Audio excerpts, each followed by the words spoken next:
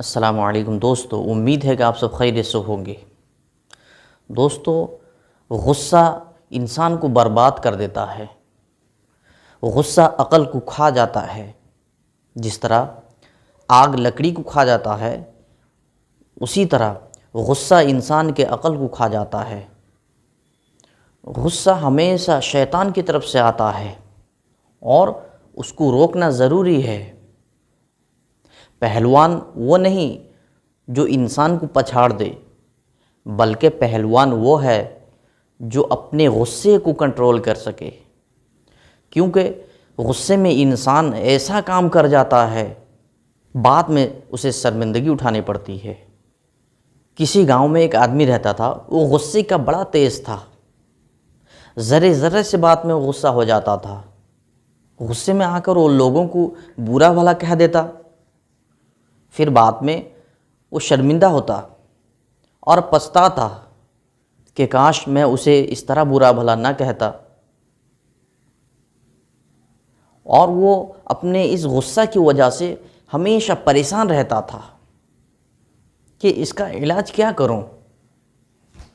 کچھ دنوں بعد کسی نے کہا کہ فلانا گاؤں میں ایک بزرگ رہتے ہیں، ان کے پاس ہر مشکل کا حل ہے، تم ان کے پاس جاؤ اور اپنا کمزوری بتاؤ۔ تو وہ آدمی اگلے ہی دن اس بزرگ کے پاس گیا اور اپنا کمزوری بتانے لگا۔ اس کے بعد ان بزرگ نے کہا کہ اب کے بعد جب بھی تمہیں غصہ آئے تو سیدھے جنگل جانا اور کسی ایک درخت پر کیل ٹھونک دینا۔ اس نے پوچھا، یہ کیسا علاج ہے؟ تو وہ بزرگ کہے کہ جیسا بتایا گیا ہے ویسا ہی کرنا، انشاءاللہ تمہارا غصہ ضرور ختم ہو جائے گا۔ تو وہ آدمی اپنے گھر آتا ہے۔ اس کے بعد اس آدمی کو جب بھی غصہ آتا ہے تو وہ سیدھے جنگل جاتا ہے اور درخت پر ایک کیل ٹھونک دیتا ہے۔ جتنی بار غصہ آتا ہے اتنی بار جا کر وہ کیل ٹھونکتا ہے۔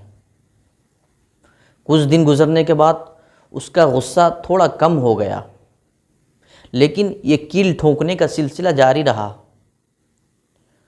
پھر کچھ دنوں کے بعد اس کا غصہ بالکل ہی ختم ہو گیا۔ وہ اللہ کا شکر ادا کیا اور اس بزرگ کے پاس گیا اور کہنے لگا کہ اللہ کے ولی، آپ کی وجہ سے میرا غصہ بالکل ہی ختم ہو گیا ہے۔ انہوں نے کہا کہ یہ اللہ کا فضل ہے، لیکن تم مجھے اس درخت کے پاس لے کر جاؤ جس درخت میں تم نے کیل ٹھونکا ہے۔ تو وہ غصے والا آدمی اس بزرگ کو جنگل میں اس درخت کے پاس لے کر گیا جہاں وہ کیل ٹھونکا تھا۔ وہ درخت کیلوں سے آدھا بھرا ہوا تھا۔ وہ بزرگ اس آدمی سے کہے، ایک ایک کر کے یہ تمام کیل کو نکالو۔ پھر اس آدمی نے ایک ایک کیل نکالنا شروع کر دیا۔ جب تمام کیل نکل گئے، بزرگ نے اس آدمی سے کہا کہ کیل نکالنے کی وجہ سے درخت میں جو سوراخ ہول ہو چکے ہیں، اسی طرح کا ہول ان لوگوں کے دلوں میں بھی پڑے ہوئے ہیں جن پر تم نے غصہ کیا ہے، جن کا تم نے دل دکھایا ہے، جن کا تم نے دل توڑا ہے۔ تو وہ آدمی بہت شرمندہ ہوا اور اللہ سے معافی مانگنے لگا۔ اس کے بعد گھر آ کر وہ تمام آدمیوں کو اکٹھا کیا جو اس سے ناراض تھے، اور ان تمام لوگوں سے معافی مانگنے لگا۔ تو دوستو، غصے میں انسان ایسا ایسا کام، ایسی ایسی باتیں کہہ دیتا ہے جس سے آگے چل کر شرمندگی اٹھانی پڑتی ہے۔ غصہ کرنا اسلام میں حرام ہے، اور غصے کو کنٹرول میں رکھنے والے کو ہی اصل مومن کہا جاتا ہے، اصل پہلوان کہا جاتا ہے۔